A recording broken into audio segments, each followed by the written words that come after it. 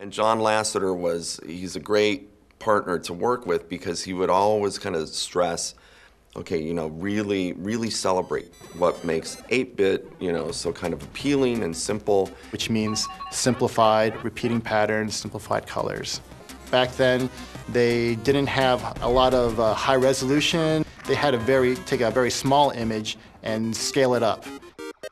One of the most basic structural things that we did visually was to have a different shape language for each of the different worlds. The obvious choice for the 8-bit world was the square. It's 8-bit land, so you didn't want to get too fancy. Keywords in that world were simple and clean.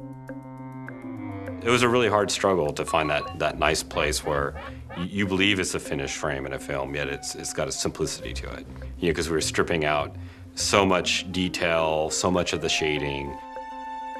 Well, I did not know that. Probably the biggest challenge in that world was from an animation standpoint, because we're going to animators that are some of the best in the world, and we're saying to them, don't do your best animation. For us to go back and forget about some of those rules and things that we learned over the many, many years was very challenging. And really the key was keeping the characters on a grid, so the characters actually never moved diagonally in any shot whatsoever.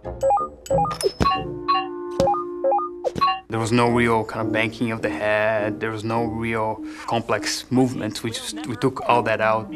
I had a blast watching these characters, come to life. We thought, well, we're gonna make Ralph the one exception. So he kind of moves more naturalistic, like he's just, I don't care. Cherry chasing dot muncher isn't even part of this game.